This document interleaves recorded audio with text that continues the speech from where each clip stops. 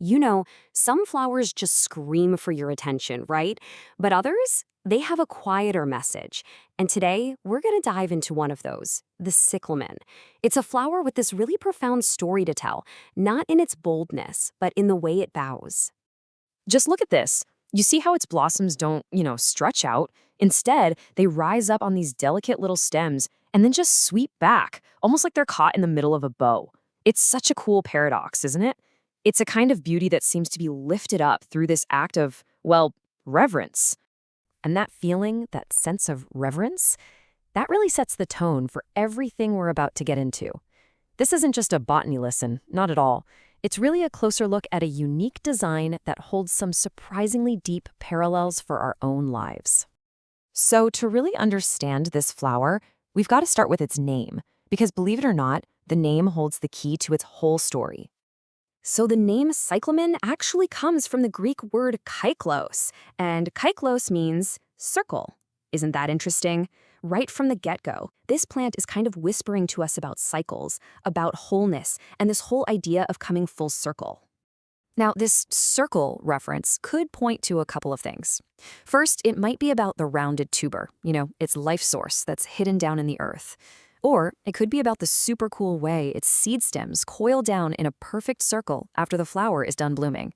But either way you slice it, this theme of the circle is absolutely central to what this plant is all about. Okay, so let's dig into that first idea, the tuber, the hidden foundation of the entire plant's life. So this thing, this firm, rounded bulb, it's hidden under the soil, and honestly, it looks pretty unimpressive by itself. But, and this is the amazing part, from this quiet, kind of humble little center, you get entire fields of gorgeous leaves and these vibrant flowers just bursting forth. It is an absolutely incredible display of power from a completely hidden source. And that's such a powerful reminder, isn't it? That all the strength, all the beauty, the very life of the plant that we see and admire up here, it's all completely dependent on the energy stored in what we can't see. The inner life is what sustains the outer beauty, period. But okay, it's not just about its hidden strength. The cyclamen is also pretty remarkable for when it decides to bloom. It shows up and offers all this color when pretty much the rest of the garden is taking a nap. Yeah, this plant thrives in the quiet seasons. We're talking late fall, all through the winter and into early spring. And this isn't just some poetic coincidence. It's pure botanical design. It actually prefers the cool air, that gentle, filtered light you get in fall and winter. You'll often see it flourishing under trees. It just doesn't need that intense summer heat. And wow, this just paints such a brilliant spiritual picture, doesn't it? It suggests that even in our own personal winters, those quiet, maybe difficult seasons of life, the most delicate and enduring kind of beauty can still emerge. It's this idea that hope can totally flourish in the most unlikely climates. All right, let's circle back to what might be the flower's most striking feature, that unique posture, the way its petals look like they're bowing. Okay, look closely here. You can really see that paradox we talked about. The stem is standing straight up, right? It's reaching for the light. But the blossom itself, it's bent. Its petals just arc completely backward, giving this constant impression of humility, of surrender. That right there, that's the essence of its form. It's like a living picture of the idea that true growth, true elevation, isn't always about striving and pushing up, up, up. Sometimes it's found in humility. And for the cyclamen, its beauty is just completely 100% inseparable from that posture. So, what happens after the bloom is over? Well, the cyclamen's life cycle is about to teach us another really powerful lesson, this time about rest and renewal. Because, to the untrained eye, you'd think the plant is dead. The leaves wither, the flowers vanish in the summer heat, and it just looks gone. But that is only half the story. Down below, beneath the soil, that tuber isn't dead at all. It's busy storing life, gathering up energy. So it looks like a season of absence is actually a season of invisible restoration.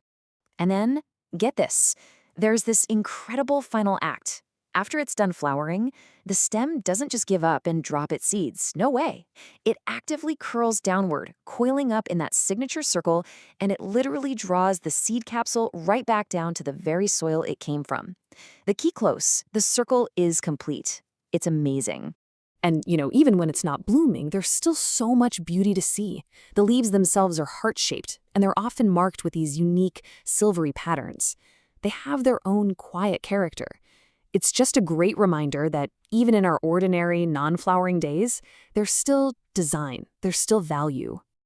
So, what's the big takeaway from this quiet but oh so powerful plant? Let's pull all these different threads together.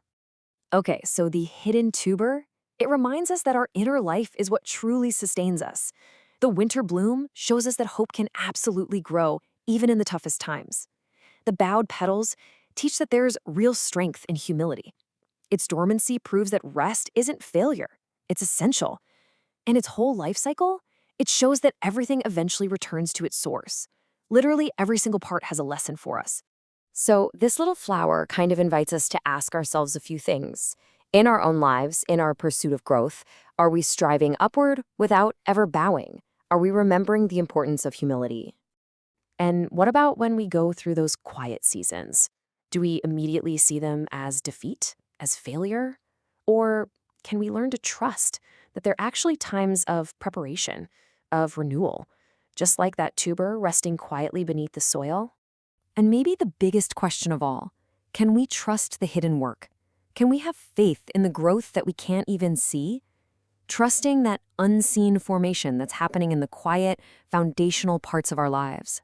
The cyclamen, it's like a living whisper, a testament to this truth. It teaches us that hidden life really, truly matters, that humble beauty endures, and that what God plants in secret, He will bring forth in His own time.